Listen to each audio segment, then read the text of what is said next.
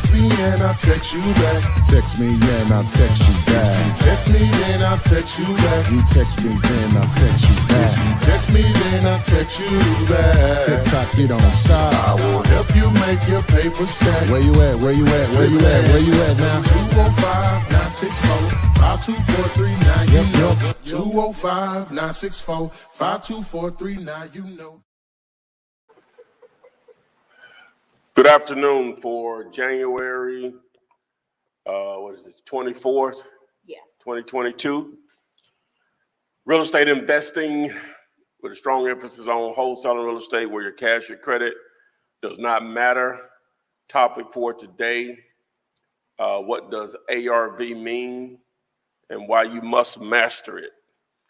Okay, we'll get to that topic later on, but we're here to first answer your questions about the biz and how you can take advantage of all of this free training, tapping into my 19 plus years in this game is here for you to take advantage of. And if you want to, we're live on TikTok, Instagram, YouTube, Facebook, Twitter, Twitch, and you can get your questions answered in 4 of those platforms. But if you want to get pushed to the front of the line and join me on the live stream, just text the word Gator to this number and follow the instructions in the text you'll receive back. And you can ask multiple questions right here live with me. So we would love for you to join us so we can collaborate. So again, we're here to answer your questions about real estate investing with a strong emphasis on wholesaling real estate, which is a low barrier to entry. Low risk, high reward is the name of the game. Low risk, high reward. So what's happening? While we're waiting, it takes a second for everybody to join on. You want to partner with me on deals, self-storage, mini storage deals, even in small towns will be in play. Text the word units, and this video will explain. The reason most people fail in this business is because they don't know what a great deal is. This video will help you with that. Text the letters GD, a great deal. Text the letters GD to this number here, and we'll get that answer for you. So, what happened? What happened?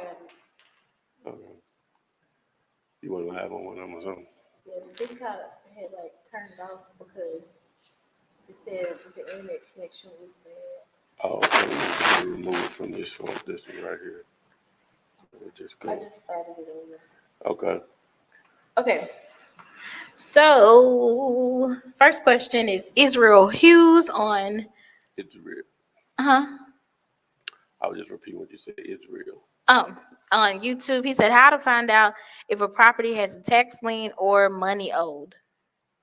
I never replied to that. Okay. How do you find out if a property has a tax lien or just money tied or money owed to it, period? That's where a title company comes into play. That's one of their jobs is to do research on the property. The number one, to see who really owns it. Also, to determine what taxes, if any, are unpaid on the property and or liens or outstanding mortgages. But that's the job of a title company. So normally you don't even push forward on that until you have a seller in the contract and you have a buyer in the contract, right? Because normally the buyer pays all closing costs. Therefore, you're going to give them an opportunity to choose who they're going to want to do that part of the transaction, part of the process is who is going to choose to do the title work. So if you go out and spend that money on doing a title search before you have a buyer, and when you get a buyer to say, well, that's fine, but I use these people to do that for me. That's why I have a relationship. Then you're going to have to eat that. So ideally you want to wait or whatever. So you want to try to fact find as much as possible from the seller, but it's still, regardless of what they say, and they may be totally right on what's out there on them, but you still have to go through the title process. Plus, you won't be able to get title. Well, a buyer won't be able to get title insurance without a title company doing their due diligence on the title itself. They're not going to provide it. So, All right. We had somebody waiting in the green room, but he left. So if you're watching, come back. This next one is from Josh on YouTube. He said, "Can a buyer back out after signed contract?" Question from Josh from YouTube: Can a buyer back out from a signed contract? Yes. You know what, Josh? You sometimes will do the same. Sometimes you're not going to be able to find a buyer for some of your deals. If anyone tells you anything different, they're not being real. If you do this long enough, that's going to happen. So if you can do it, then a buyer can do it also. Now, what's the consequence of that? Normally, it's the earnest money deposit if outside of the due diligence period that was agreed upon. If you're within that due diligence period, you cancel the agreement, you should be able to retrieve your earnest money deposit. All right. Let's go to Instagram. Let's see. They're just saying hello. What's going on Instagram? What's going on TikTok? Thanks for everyone that has viewed the most recent post on TikTok, Instagram, YouTube Shorts. We really, really appreciate you all's consuming, our content. I hope, more importantly, hope it's been beneficial to you on your journey on learning this stuff. Yeah, the simple stuff 89 from TikTok said, "Thank you for what you're doing. I always try to catch your great information." Is that TikTok or Instagram? TikTok. Oh, you got them flipped? Yeah. Okay. Accident. Okay. All right. This Now, I one. put that one on TikTok. Which one? The shorter one. I know, but I had it on TikTok, I guess, because it was already up. So when I pressed you live, changed it. Okay, you changed it. yeah, I messed it up, but I fixed it. Okay. This one says it's from Jay Williams. He said, "What's the quickest way to find ARV?" All right, we're gonna get into the ARV question. That's the title of this particular video, but we're gonna get into it a little later. Okay. Let's see. Israel asks, "What if the seller isn't honest about having a mortgage or tax lien on it?" It's still gonna come out. Once you do the title search and everything, it's gonna come out. It don't matter if they're honest or not. Ideally, when they're negotiating a deal, whether they're honest or not, they're taking that in consideration because it's going to come out on what they owe. And it could be a deal breaker, assuming they don't want to adjust the price based on what they owe. Now, sometimes they don't have a choice, but it's going to come out. Yeah. All right. This one says, "What's the quickest way to locate cash buyers?" The quickest way to locate cash buyers? In my opinion, I have a video. If you text the word buyers, just the word buyers with an S, to the 205-964-5243, that video will show you how to find cash buyers quickly in any market where there's any decent amount of activity. All right. This one came from. Oh, that root beer woke me up. Really? Yes, you did a job. This one came from Instagram. They said, "How to really scale wholesale business. I have a couple of deals a month, but I want to scale up." Compound your marketing efforts. What are you doing for marketing, right? Whatever you're doing, you want to do more of that, but you may want to add on a couple of other marketing techniques. We'd love to hear what you're doing already. All right. Someone said they would like to be your student. They would like to be my student. That is an option. It is a paid option, obviously, but in reality, everything you need to know is right there on my YouTube channel for free. If you're interested in the student stuff, just text me and I'll send you over what it costs. But in reality, everything is free on YouTube. You don't have to pay me. Now, I'm not turning down any money, but you don't have to pay me. I give it all away. All yours. The world is yours. Prism, chat, form of business, one of the names. Prism. Okay. Y'all remember that? No. Hmm. Okay. Kush Cloud Jackson. I'm about to add him to the stream. Okay, that's what's up. Hey. Hey, what's going on? How you doing, Foot man? Oh, you got it, my man. What's happening? Nothing, just kicking back. I'm trying to see. Man, I've been watching you for a minute. I'm trying to go flip some houses. I'm trying to really get it in, man. You make it seem like it's just easy. I don't want to come off that way, but well, what city are you in? Where are you live streaming from? I'm live streaming from California right now, out of Oakland. Oh, Oak Town, the town. Yeah. Okay. Yeah. Well, you're in one of the higher price markets in the country when you're in that Bay Area with Uh-huh. Oakland and San Francisco and the surrounding areas. So, but you're talking 6-7 million people, if not more, right? In Yeah. that just general metro area. So the opportunities will be endless there. So now it's as simple, my man. You have to let people know you exist. So every day when you're doing this, you're always asking yourself, what am I doing? What's wrong? Okay. What am I doing to generate daily leads? That's why I talk about the bandit signs, the direct mail, the cold calling, the driving for dollars, the door knocking, text messaging, Facebook ads, Google AdWords, other wholesalers, and direct. I don't know if I said direct mail, but all of those methods. Not saying you got to do all of them. You just do one of them and be highly successful if you're successful at that method. So it's just about generating leads. There's no secret in that. So me seeming like it's easy. It's easy for me to talk about it. It is a simple process, but it's not always easy. Some deals will be actually easy. I can't say that's not the case, but that shouldn't be your expectations. But you're in one of the better, I ain't gonna say better markets, but you'll do the exact same thing that I do here in Birmingham, Alabama to do a deal, and my check is $7,000 or $10,000, somewhere in that range on just normal.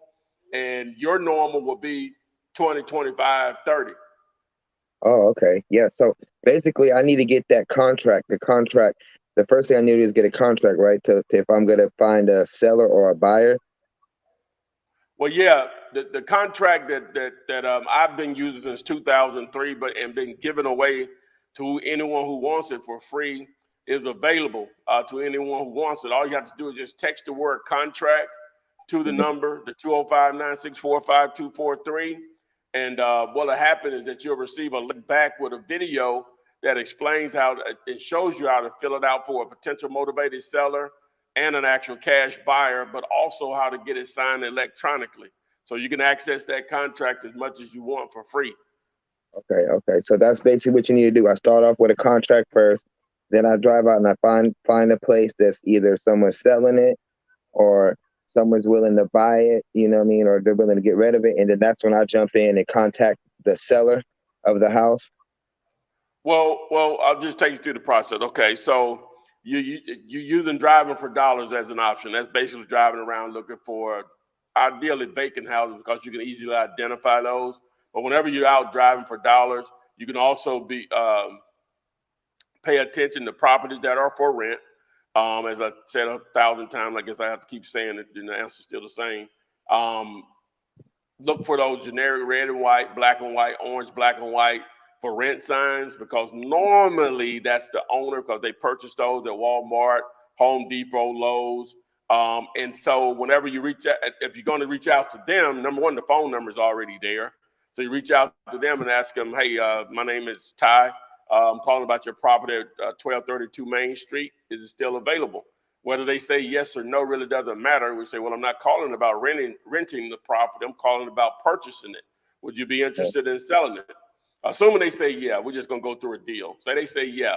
All right. So then at that point, you're going to fact find, get more information about the property, such as the number of bedrooms and baths. You're going to verify the address. Is it currently rented or is it vacant? Assuming that it's still vacant. Has there been any recent repairs or updates?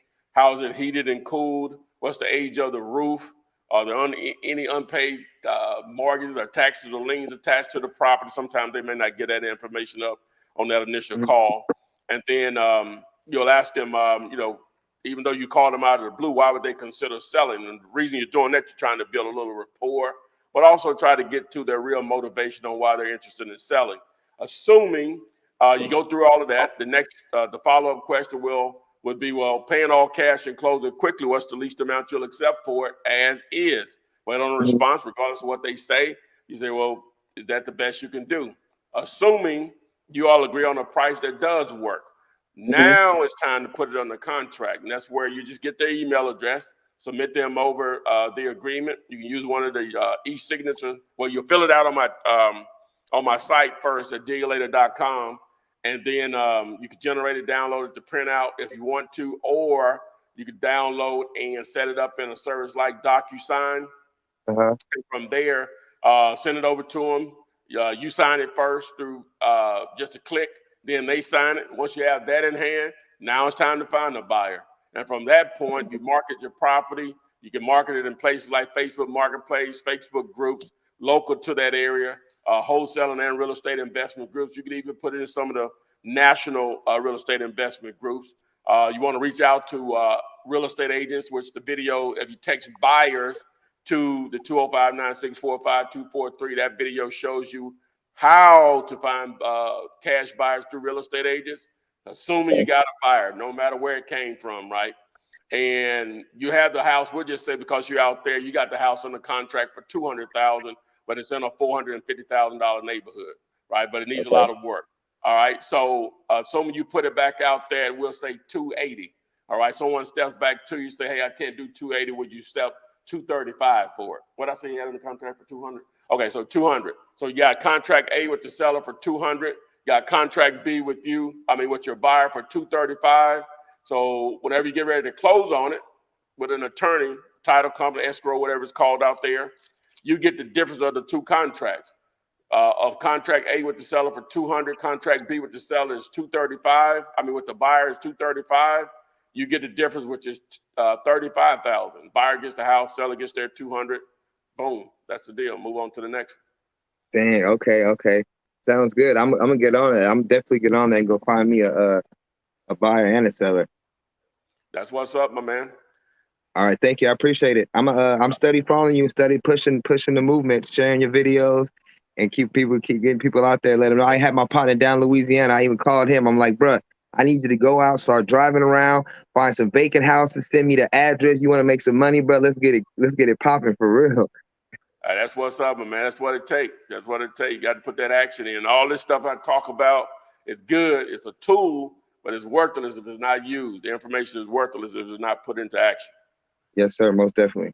I appreciate it. No problem at all, man. Glad you joined us today. Be safe out there. All right, you too. Have a good day. All right, now. All right. We got someone else waiting. His name is Victor Douglas. I'm about to add him to the stream now. All right, bring on Victor on. Mr. Victor, what's going on, man? Oh, you got it, my man. Pretty Where you good. live streaming from? I'm from I'm live streaming from California right now. Okay, what city? Inglewood, California. Inglewood. Okay, all right. What's happening? What you got? Look, situation is I got a guy.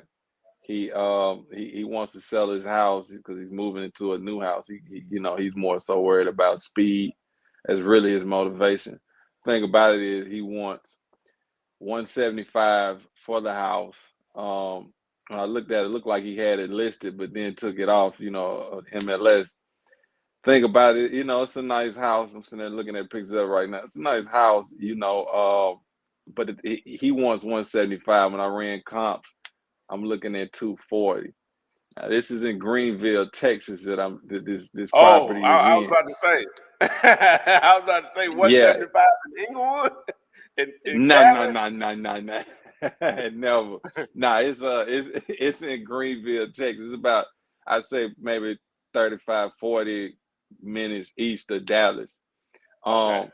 I guess what I'm kind of worried about is using the 70% ARV rule. That's basically kind of what he wants, right at this 70%.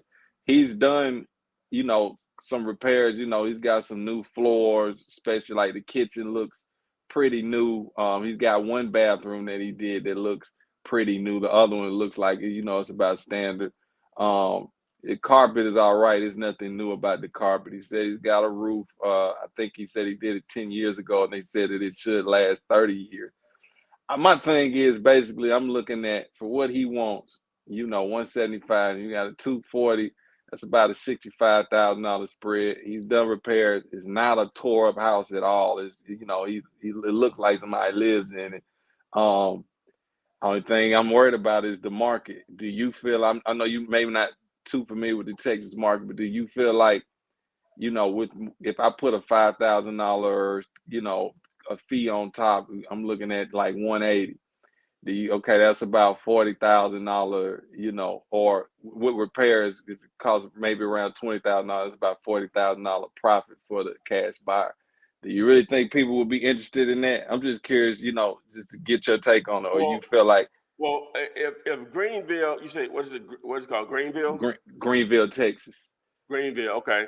If Greenville, whenever you pulled, have you pulled comps on it? Yeah, I've got 3. Well, I know 2 houses just sold not too long ago for some of them. Well, I know one of them was a little bit smaller square foot wise, but they both sold for 240. You know, one of them looks newer than the other one looks like pretty new. It's a small house, but it, you know, it looks really, really new, like they really rehabbed it. So, you know, I'm just curious to know, because I guess when I'm looking at like the 70% rule, sometimes, you know, when it's a seller's market, you may have to bump it up to 84, 85%, you know what I mean? And I'm trying to think if that being said, because, you know, yeah, you get what I'm saying, yeah. And I know Texas has been kind of hot lately.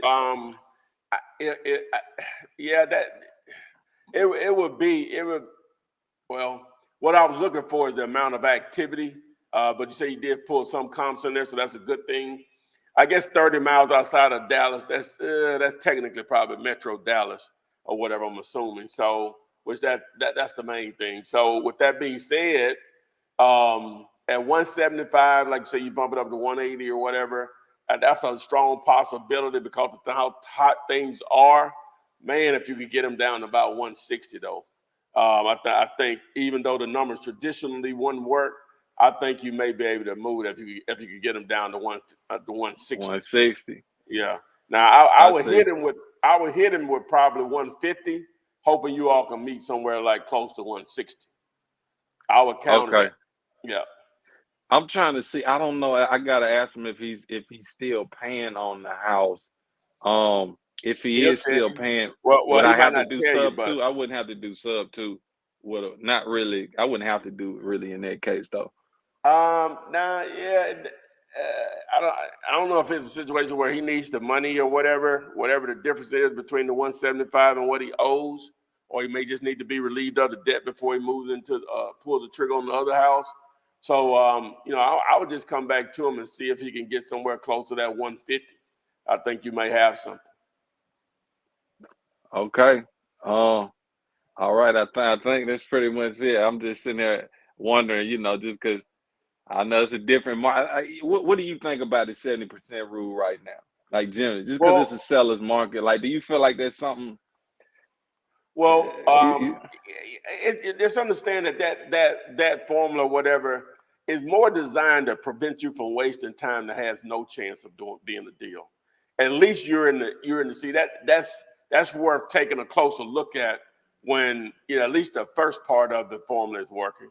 Now, again, we hadn't taken repairs in consideration or how much you want to make on the deal, but because things are so sizzling right now, definitely in Texas, then it may be a shot, but I would try to hit him first with that 150. See if you can get something off that 175. The goal is not that that you can. Well, the goal would be if you get it at 150, but that's not the deal breaker. I don't think. I think you can get him to reduce it by not offering something significantly lower. You know, that's within range. You know what I'm saying? It's all about negotiations and just see if you can get him down. Like I say, maybe even just to 170. You know, but you want to offer a lot less. Whenever you're trying to buy something, you're always offering, if it's a negotiation opportunity, you always offer a lot less than what you're willing to pay, right? And when you're selling something, you always ask for more than what you're willing to accept.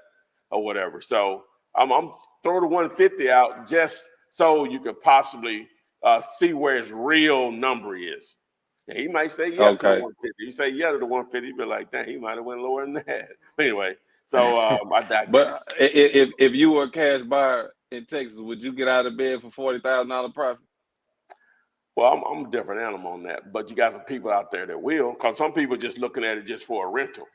You know what I'm saying? If it'll cash flow based on what they have invested in it, you know, it'll be a no-brainer for them. That's a significant amount of equity for a rental, depending on what the rental rate is or whatever. So, but you know, you're talking about, you know, that's such a huge market, man.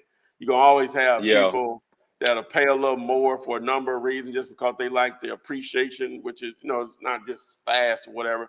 You're always gonna have new people into the game. That $40,000 spread, which it wouldn't be all profit because no, I'm going to pay closing costs and paying a real estate agent or whatever. But a lot of people will Yeah. take a look at that. So again, I would start out at the 150 and see how close he can get to that. And then if he won't bite, then it may be worth you putting on a contract for 175. Put the 21-day due diligence clause in there. If you can't find a buyer in 10 days, just cancel it. Okay. Yeah. All All right, right. my man. He's working. He said he's working with a. He said he's working with a realtor. I'm gonna tell him, you know, an investor. We really just go straight to the seller. I guess he won't care. You know, he don't have to pay no realtor fees. So I'm pretty sure he Yeah, might yeah. go Okay. for it.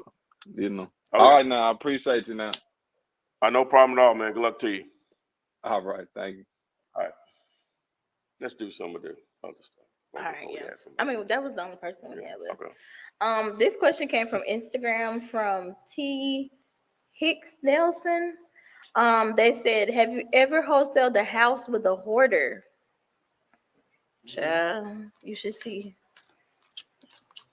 Y'all One of should the best deals I've ever done was with a hoarder. Made 40,000 on it, It was bad. and did it in 8 days. Yeah, it was terrible.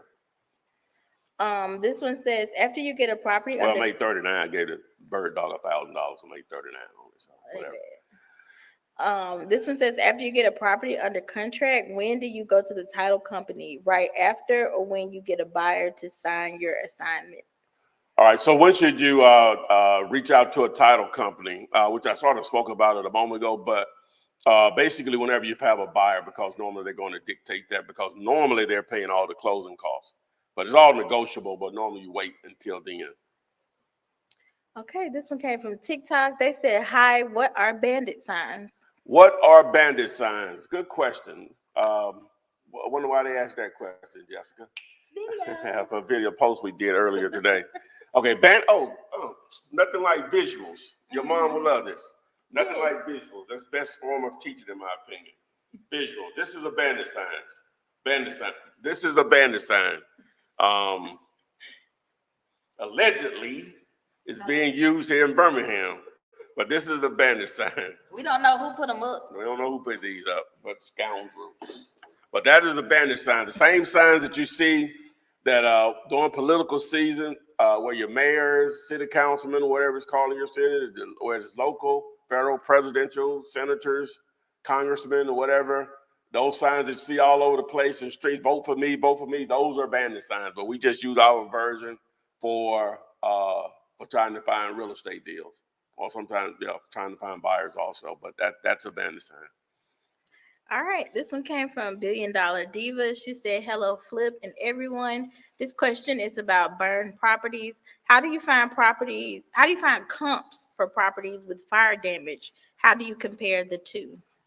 Okay, so how do you comp a property that has fire damage? Well, you're not trying to find fire damage to fire damage. Fire damage is just repairs. Mm-hmm. You're still just comping the same way if it was a brand new house in reality. You're still going to use the same process to comp. It's not that you need to compare fire damage to fire damage. It's just repairs. Those are just repairs. You're still going to use the same comping process if it wasn't fire damage, is the point I'm trying to make. All right, Dorian Gray Live said, "Have you ever flipped an abandoned church building?" No, I haven't, but it's possible. Again, it's still going to be based on location, condition, price. Still going to be that, but it could be more difficult depending on what a church is and what's surrounding it, so. All right. Kyle Brown said, "Can a mobile home be sold when the land the property sits on is rented?" Okay, Kyle says, can a mobile home be sold when the land the property sits on is rented? Well, yeah, that's basically what a mobile home park is. People sell the mobile home all the time and just have a rental rate due for it sitting on someone's property. So people do that all the time. You know, obviously you want to take in consideration what the lot rent is, basically the way it's termed. You know, to see if you whoever is going to buy it, they'll want to know if they can cash flow. What can I rent this out for? And based on what I got to pay them as far as the lot rent. All right. This one says, "I live near Charlotte, North Carolina. Is this a good area to wholesale properties?" Uh, is Charlotte, North Carolina a good place to wholesale real estate? Most definitely. Yes. Okay, this one says, "Hi, Footman. Do you recommend getting your business or LLC first before starting flip or wholesale deals?" Okay, should you establish a LLC or some business entity before you start wholesaling? You don't have to have that in place to start, meaning to actually do a deal. Sometimes people don't have the money for both generating leads for their marketing budget and setting up an actual LLC. Now, we're only talking a few $100s with it all together, but sometimes you don't have it. And so if you got to choose between one or the other, I'm going to always side on spending money to try to find a deal first, because it's not going to kill you to have one deal in your name or so. After that one deal, you should have enough money to actually pay for whatever entity you want to set up, such as an LLC, whatever type of business entity that you want to set up. So yeah, you don't have to have it to start, but you are running a business, so you do want to get that established. Definitely, hopefully after the first deal that you've closed. Okay, Sarah B said, "What is the best way to find a title company or attorney to close the deal in an out-of-state area?" Okay, Sarah B wants to know what's the best way to find a title company or a closing attorney on a property that you're virtually wholesaling, is basically what she's asking. Okay, so use the power of social media, such as Facebook groups like mine, Wholesaling Real Estate with the Flip Man. If you text the word group, you can definitely join us. And what you'll do is pose the question in that group: what title companies, what closing attorneys are wholesaler friendly in XYZ city?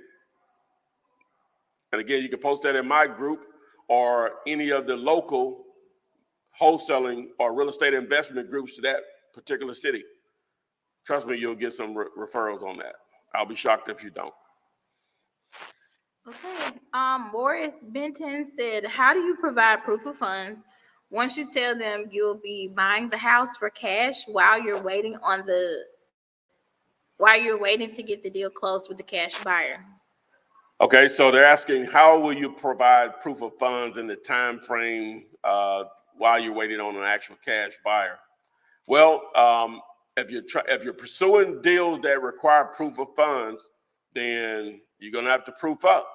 There are services out there that do offer proof of funds. I'm affiliated with one of them. You can access through realpof.com. That's REALPOF.com. But normally it costs to get those proof of funds for your deal. I don't recommend newbies pursuing those types of deals that require proof of funds, because normally that means you're either dealing with a real estate agent, you're probably dealing with another wholesaler, and or an investor themselves that is just trying to sell a property that they own. And if you're dealing with just your regular Joe Blow that owns a piece of real estate, and if they ask you for approval of funds, 9.87% of the time, it's not going to be a deal. The numbers are not working. It just doesn't work that way. People that are motivated to sell real estate cheap generally don't ask for proof of funds. It just doesn't work that way. All right. We got a few ARV questions in here, so Yeah, we're going to get to it. We're only 34 in. We'll get to it in a few. Stick around. I'm going to get the ARV questions going. Top topic going. All right. This one says, "What excuse would you use to tell a seller when you can't find a buyer? What excuse would you use when you can't find a buyer? What would you tell a seller when you can't find a buyer? All right, well, you can go back to them and tell them that there's a delay in the funding for your project. That's the truth. Ideally, you would like to get a reduction in price and more time. But if you can only get more time, roll with it. Now, hopefully you negotiated a deal that is attractive to a buyer. You don't need but one. I was going to have a one. But sometimes it's just as simple as you just don't have it cheap enough. Now, some people don't actually know how to find a buyer. It could be that they have one of the greatest deals there ever. But if you generally post it in just some of the normal places, like I mentioned earlier, Facebook groups, Craigslist, Facebook Marketplace, putting signs out in the area where the property is actually located, just handwritten signs like this one. This is the backside of the alleged badnet sign. It says cheap house for sale, 75,000, call or text, then a phone number. Again, you can text the word buyers to the 205-964-5243. That video will show you how to build a buyer's list pretty much anywhere where it's going down. So, but to answer the question again, you go back to them and ask for more time and they give it to you based on the reasoning that you're given, because the funding is delayed, or you go back to them and ask them for more time and they don't. If they don't, and you're outside of your if they don't give you the more time, you're outside of your due diligence period, then they're going to keep your earnest money deposit. If you're still inside your due diligence period, you should be able to retrieve that back, whatever the amount is. So. All right. We have someone who just joined in the Gator Room. The Gator Room. Andrea Taylor. I'm going to add her to the stream. Hello. You're live with Jessica and Oksana and some black dude named Ty. What's happening? I can't hear her. She must can't hear me. Hi. How are you? Oh, you hear me? I realize that now. Okay, you're live, baby. What's going on? I have you on. Okay. So I am one of the newbies to the group, and I've been asking some questions. I'm in Kansas, and I don't know if that rings a bell, but I have so many questions because I have been looking at what you've been putting out, and then also trying to be in line with the regulations here in Kansas. So I'm getting very confused because based on what I'm reading, I'm not sure if it's all opinion or factual. So I definitely need to check that. But from what I've been gathering, I definitely need to use a real estate agent here. And from what I'm understanding from your end is when we use the real estate agent, you need to use them as best as you can as the buyer. On the buyer side, as the buyer, yes. And not the seller. But I've also been reading that I need like a real estate agent or a lawyer or something of this sort. So I'm very confused as to what is the proper step for me to begin wholesaling here in Kansas. Okay, you're in Kansas. Yeah, you're in Kansas. Okay. All right. So you got any more volume on that? Oh, I cannot hear you. 1 second. I realized my Bluetooth is on.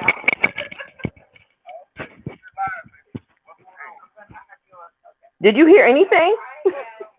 Yeah, I heard what you said. I was just going to make sure I could continue, and the others could hear because they're trying to listen on Instagram and TikTok also. All right, so all right, so you're in Kansas. So the first thing is Kansas is one of the states. It is one state, right? Mm-hmm. Illinois, Kansas. Okay, yeah. Kansas is one of the 3 states that I'm aware of right now. Illinois, Kansas, Oklahoma. Require you to have a real estate license or a broker's license to wholesale real estate.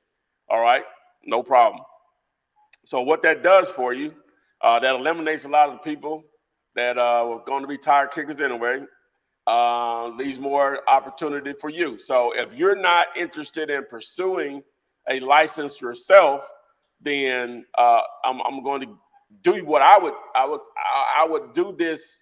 I'm gonna tell you what to do based on how I would handle it, knowing how things work as far as dealing with an agent.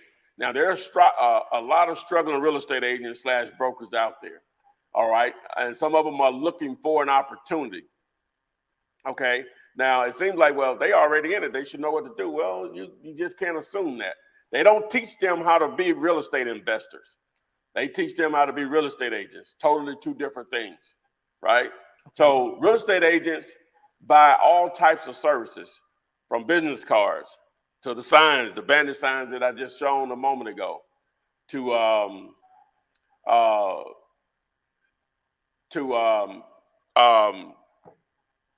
people to do their social media for them. They run ads, they buy billboards, TV, radio. So they do all types of things to promote their business and services. They also buy websites. Normally they'll buy a site just for their particular name and their brand, but another layer could be added to that, and this is where you would come in. You all would obviously sit down and have a conversation. You agree to partner on deals that you generate leads for. All right, so you're running the lead generation side of that is finding deals. So you need their signature because they have the license. So we say, well, how do I get paid? The way you would get paid is that each time that you all place the house on a contract, which is the starting process for doing a real estate deal, no matter if it's a $10,000 deal or a $10 million deal or whatever the number is, it starts with a purchase and sales agreement.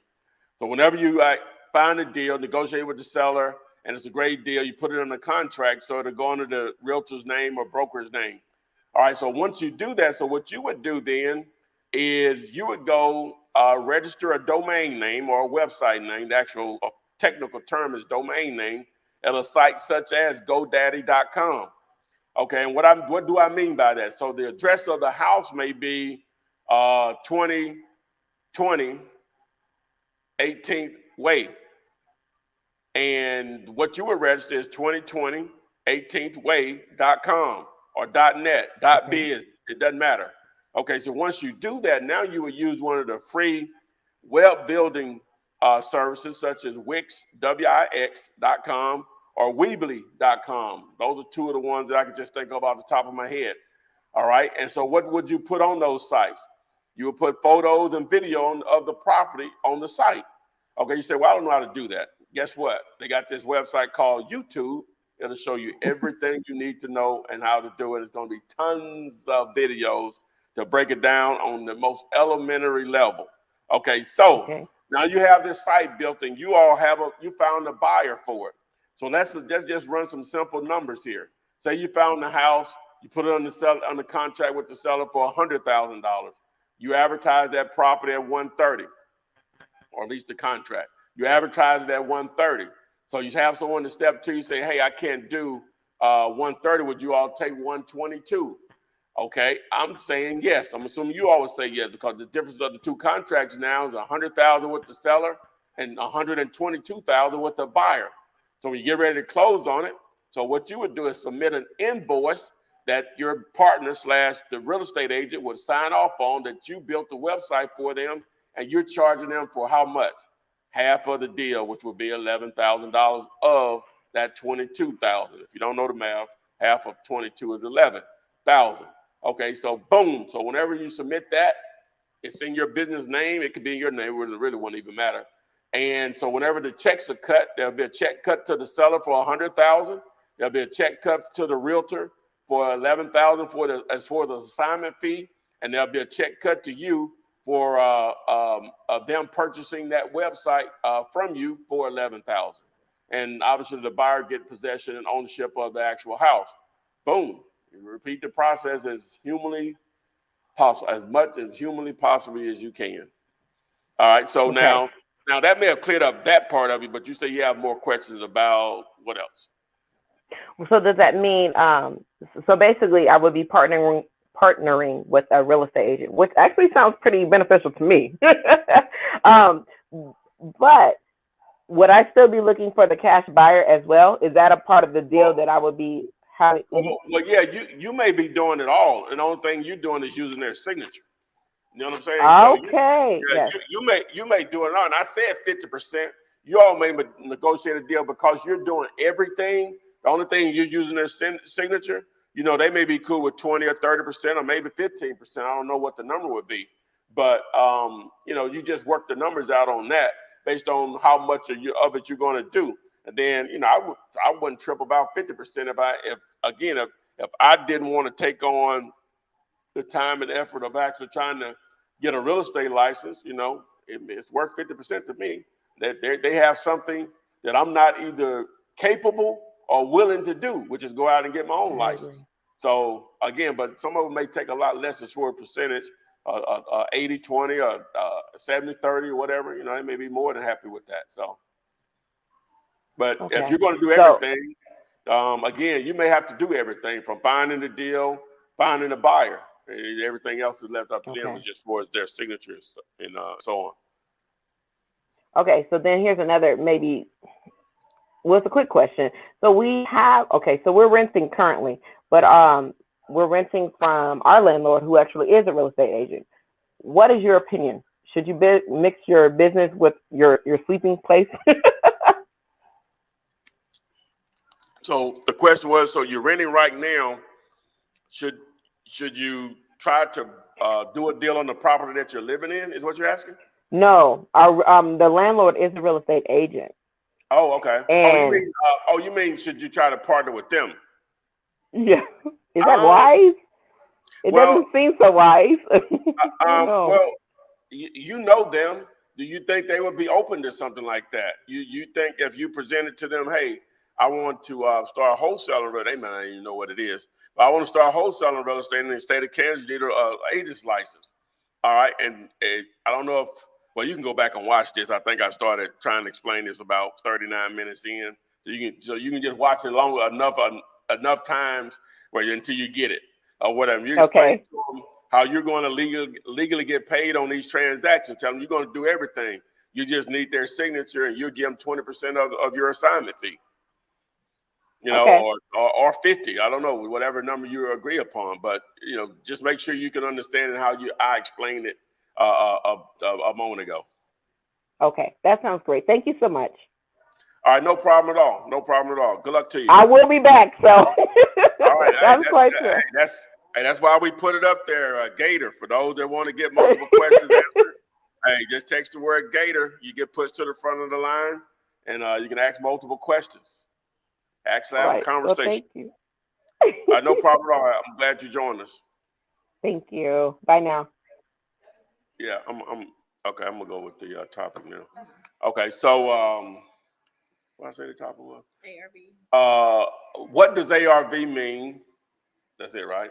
Yes. And why you must master it.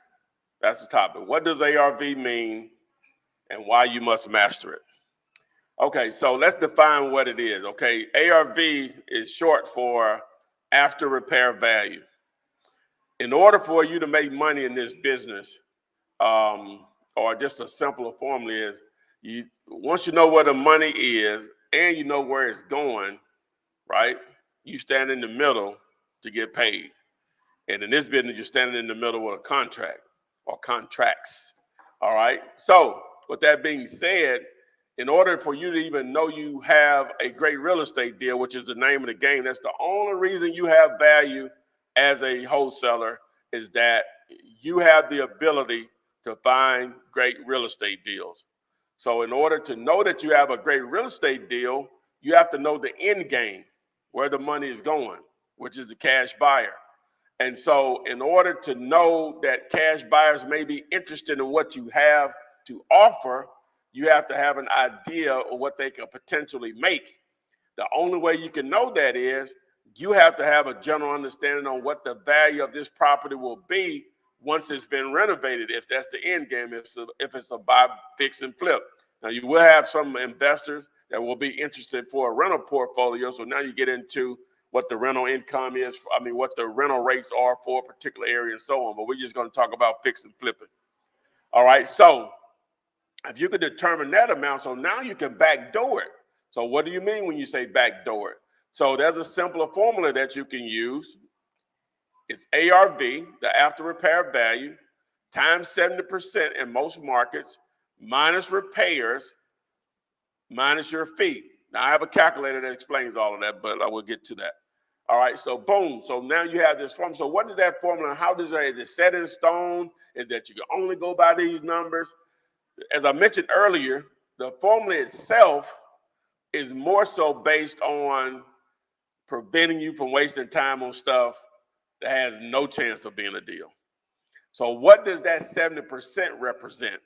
It's really just a 30% discount off the ARV, the after repair value. We say, well, you said 70%. Well, 70 plus 30 is 100. You multiply the 30%. I mean, you could do it to subtract the 30% from the ARV, but it's easy just to multiply the set. Well, for me, it is the 70% times the ARV, and it gives you the number. Quick example: ARV is 100,000.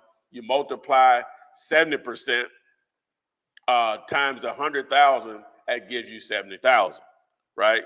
Okay, so now you will subtract the repairs. So why are the repairs important? Remember, we're trying to get into the mind of the investor. So the investor, number one, they say, well, hey, I know if we could sell it for this amount, all right? We know we want to make 20 to 25% off this deal. So where's that coming from? That's where that 30% discount is. 20 to 25% of it is actual profit / holding costs. 5 to 10% of that 30% is 20 to 25% is profit. The other 5 to 10% is holding costs. Okay, so again, it's just generalization here. So we know we're taking the 30% discount out. So now I have to take into consideration repairs. So how do you come up with repairs? Now I have a calculator on digulator.com that you can also access that. But if you text the letters DC to the number 205-964-5243, you can access both of them, the deal calculator and the repair calculator. Okay, so how do you come up with the repairs? A simple thing you could do, and it could be more detailed than this, but for just running numbers purposes, it normally works, right? Is that if the house is deemed livable, and that could be subjective, of course, but most people know what's livable and not livable. Multiply the square footage times $25. If it's not livable, multiply the square footage times $40. Now, sometimes a house can be in really good condition and you know it's livable.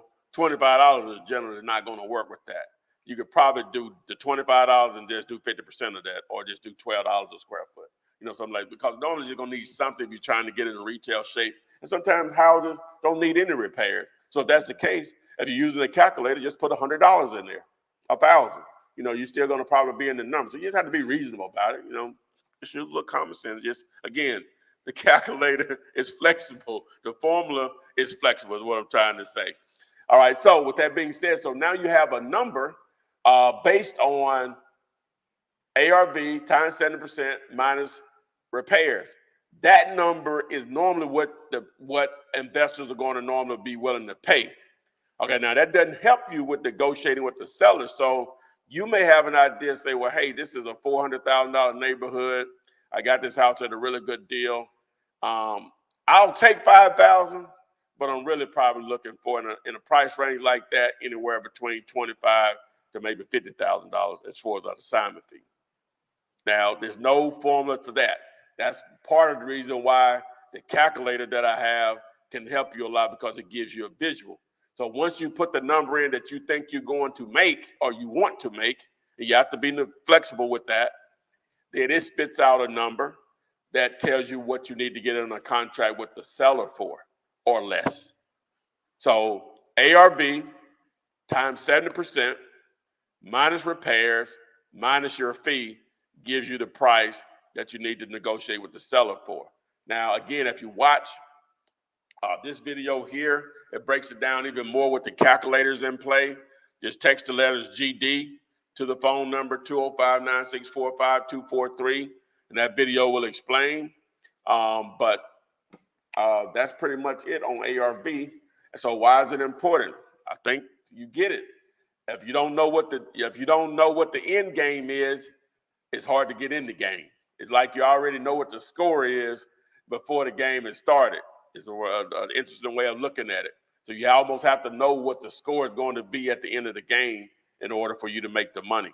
And that's basically getting in the mind of the investor knowing how much they could potentially make helps you to find out or determine how much you can make based on what you could possibly get accepted. And the numbers are the numbers. You know, we're just talking about wholesaling, a lot of different ways to put deals together, but we're talking and for the purpose of wholesaling real estate. So again, take advantage of the free calculator that I have on my website. Period. You shouldn't put a property under contract until you ran those numbers based on the calculators that I have on my site. I know you may get excited just because someone is talking to you that they want to sell a piece of real estate. That is not hard to do at all. Is to what? Oh, they get all that when they would do this. But it's dealulator.com. I ain't got on shirt today. But the website is dealulator.com. It's like the word calculator with it's a play on the word calculator. Remove the CALC and replace it with DEAL, dealulator.com. That's all I got to say about that. That's all you got to say about that? Yeah. And someone asked earlier, what's the fastest way to do an ARV? For free, if you go back and watch episodes of Comps 101 with Jamil, Demji, and myself, we have 41. We did 41 of them before we quit more recently. Which he's doing most of the comping. So he's using Zillow a lot. All right. So just go back and watch a lot of those episodes. Now, if you want to see me do it more so, and the tool I use, just text the letters ARV to the 205-964-5243. All right. I got a lot of questions on YouTube, so I'm just gonna pick a spot. Don't be offended if I skipped your question because I don't even know where I was. This one says, I know PropStream isn't 100% accurate, but it shows a mortgage default amount of $455K and mortgage balance of $255K. Would the payoff balance be about $455K, and is this common?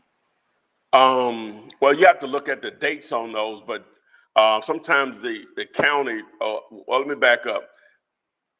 Any of the tools such as a PropStream, a batch leads, and similar services, they could only pull the information as, provide the information as current and accurate as the county makes it to the public. Let me just say that. All right, so just looking at those numbers, you can look at them, but sometimes you can't take into account people have made large down payments or even paid mortgages off. Just ask them. You know what I'm saying? You get to have a conversation with somebody, just ask them. You know, it'll come out. And again, most people are not going to give you a price that doesn't cover what they owe. Now, sometimes you get some situations where people do that, but for the most part, they're going to give you a price based on covering what they owe and whatever they're trying to make off of that, the difference of the two, of the price and what they owe. But at the end of the day, just ask them, you know, do you owe anything on the property? And so sometimes people are just not comfortable providing that info. Yeah, you want to look at as much data as you possibly can to try to give you any additional edge that in helping with negotiations, but it's going to come out regardless, you know, during the title search, if you get that far down the pipeline. All right. This one says, how do I keep myself motivated when I feel like giving up? How do you keep yourself motivated when you feel like giving up? Now, everybody's different, number one. For me, if I can generate enough leads where I'm continuously talking to sellers on a daily basis, which in most cases, most of them are in la land on price as far as what I need them to do, then, you know, that's the motivation that, hey, I'm one call away. So my question to you would be, what are you doing to generate daily leads? Tell them your motivation. Oh, not motivation. I like eating out every day, exactly where I want. I don't desire a lot of things, you know what I'm saying, as far as stuff or whatever. I like to, you know, you can tell I'm trying to do better. Y'all, please help me. You don't even eat bad like that, for real. Huh? You don't really eat. Well, I still like to have. Yeah. I still like to be able to go where I want to go. That's Yeah. simple. I like to be able to pay bills. Mine first, and some others people's, as my mama would say. Uh, some other folks' bills also. That's about it. So my motivation is Good eating and bill paying. good eating and bill paying. You know what I'm saying? And being able to go to the casino occasionally when I want to. And don't worry about, where there's some bills to pay. I can literally put it in a fire pit if I wanted to or whatever. So not advising anyone to do that. So everyone's motivation is different. But I was just talking about the motivation as far as staying motivated to continue on beyond I'm just saying like activity keeps me motivated. If I'm talking to people daily, people that own real estate, and we're having a conversation about them selling their property. Normally, again, everybody's different. That keeps me motivated to keep going. So activity. All right. This one says, how big of a piece of land has to be for you to mess with it? He got casino gamble on his thing. Hell no. How big of a piece of land? It don't matter. It just has to be relative. What are you referring to? It has to be relative as far as price, location. Location, as they say. Is Cleveland a good place to wholesale? Most definitely. Let's see. What's the best way to find leads with no capital at all, meaning dead broke, $0? I think that's going to be the title. It's going to be the easiest way to find your first wholesale deal. But it's really going to play deadly in that. So, just tune in tomorrow. That's going to be tomorrow's. Even though the topic's there, but it's really talking about that because it's going to be the same thing. All right. This one says, is there a way to find a house and give that info to a cash buyer without me needing to do the contract but get paid for finding it? I'm a newbie and I don't have it down pat yet to feel comfortable. Well, if I were you, don't even make a move on anything. If you don't have it down pat, don't even worry about a cash buyer. Don't worry about any of it. Take advantage of all this information. Like, was that Thursday with the son and mother on the line? Yeah. Yeah, they she said her son basically locked himself in his room for 3 weeks. I know literally, but she noticed that he spent a lot of time consuming.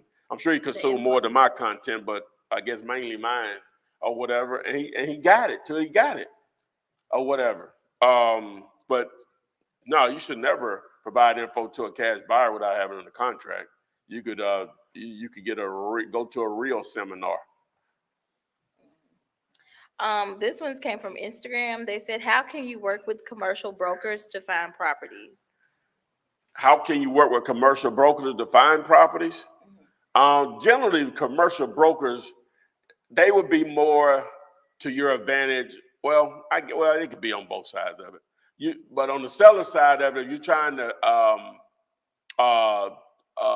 deal with properties that they are trying to sell. You got to convince them that you can perform. Otherwise, they're not going to want to fool with you that much. Now, on the flip side of that, if you have something to offer them, a deal where one of their clients can capitalize on, and obviously they can make money off of it, then them providing a buyer is a different conversation. But if you're out there using commercial brokers as a source to find deals, again, you're going to have to convince them that you can perform. And, a lot of most commercial, we're talking a minimum of 6 figures, and in most cases, 7, 8 figures. So you're going to have to do a very good job of convincing them that you can buy. You got the money. So that's on the seller side. All right. This one says, can I see the ARV without having a comp? That's what the ARV is. You have to have something to compare it to. If you're really trying to determine ARV, you have to look at the data that's available. And that's basically what have other houses sold for, similar to your house, within a certain distance, within a certain time frame, size, year built. Okay, this one says, if you can't find the property on PropStream or Zillow or Google, what do you use? Okay, if you can't find the property on PropStream, Zillow, or Google, what do you use? All right, that means the address that okay, when that happens, that means that the address that the Postal Service has is different than what the county has. Just looked at one of those today. But what I do is normally, just using PropStream as an example, I'll use the map on PropStream, and what I'll do is I'll just get the name of the street, right? And then just do a search of the street with no house number included and pull up everything on the street. Then say if it's 5055 Pelican Street. So I would just put in Pelican Street in the city and the state and zip. And then I'll scroll down until I see that block number, and then I'll get the closest one to my house. And from there, you should be able to identify based on the owner's name, or you may just be able to simply identify. You may know that it's the second house off the corner or whatever. So that's the simple way of doing it. Or if you're out driving for dollars, just sit right. Well, again, the mailing address may be different than what the county is showing. Now, if you're using either PropStream or Batchley's app, you can sit right in front of the house and you do the little search thing on there for the geolocator, and it'll tell you exactly what the address is based on what the county is showing. And because sometimes the county address and the actual U.S. Postal Service address don't match up. Okay, where can they find a cold call script? A cold call script, just text the word script to the number 205-964-5243. That video is one of my more popular videos and one of the more recent within the last year or so. And that video will break it down for you. So we got a lot of questions like, can you wholesale in this city? Can you wholesale in that city? What are the, regulations or Well, you can wholesale anywhere. Now, there are 3 states that require you to go an extra step currently.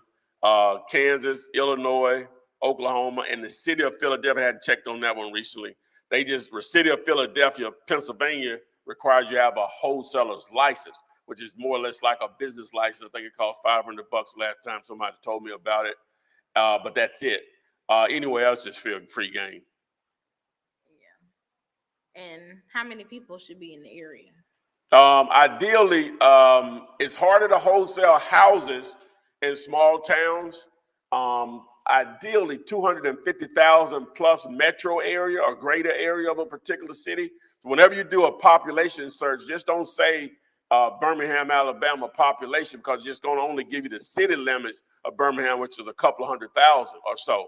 But if you say Birmingham, Alabama metro population, then you'll see 1.1, 1.2 million.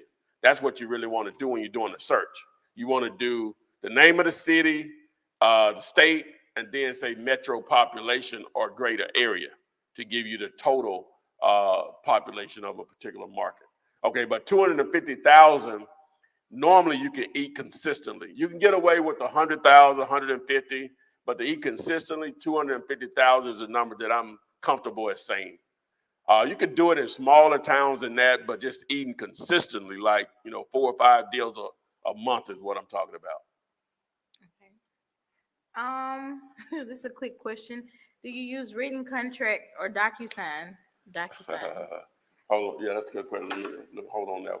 But if housing, you're in a small town though, one of the other options you can take advantage, even if you're not in a small town, text to word units, and many storage we're interested in those, no matter what the size of the city is or whatever. So what was that question again? Do you use written contracts or DocuSign? All right. Now, in my video that I show you how to fill out the contract for sellers and buyers, which if you want a copy of that contract for free, that I've been using since 2003 and been giving away since 2008, text the word contract to the number 205-964-5243.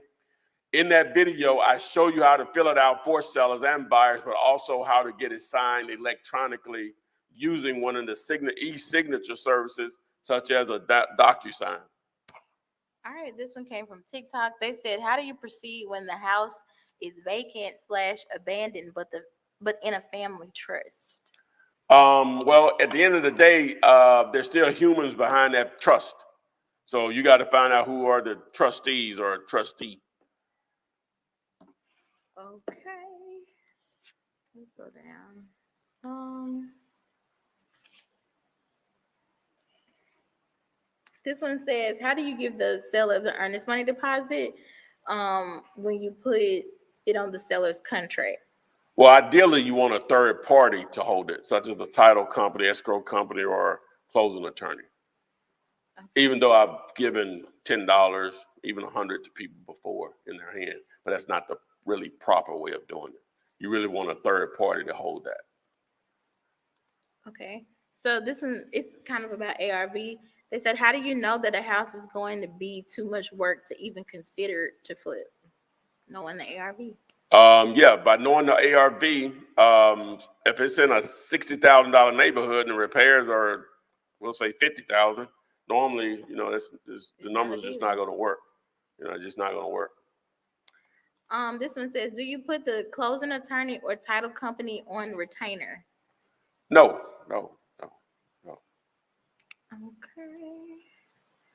Okay. This one says, it may have been answered already, but is cold calling worth it? I've been calling for months and haven't closed the deal yet. Okay, is cold calling worth it? They've been calling for months and haven't closed the deal yet. Now, I know I hear the term or the phrase calling for months, but how many calls have you made in those months? Mm-hmm. How many are you making per day, per week, per month? Giving me an idea of that, and then I can try to help troubleshoot. But to answer your question, yes, it's definitely worth it, for sure. Let's see. Do you pick up deals in Gary, Indiana? I'm new to your channel. Do we do deals in Gary, Indiana? We've had deals sent to get from Gary a lot. Gary is an interesting place. We've never been able to put anything together there, but we're open to still look or whatever. So. Isn't that the Michael birthplace Jackson's? Of the Jacksons, from my understanding? That's all I got right now. Okay. All right, guys, we've been rolling pretty hard, about an hour and 12 minutes in. If you didn't get your question answered, make sure you post them in the comment section of any of my YouTube videos. I answer those on a daily basis. This goes into replay mode on pretty much all of these platforms: TikTok, Instagram, YouTube, Facebook, so you can go back and watch. The best experience is on YouTube, I guess it's okay on Facebook. But we really appreciate everyone that joined us, especially on the live stream. And again, text the word units if you want to partner with me on some mini storage or self-storage. You want to partner on houses, text the number is 5050.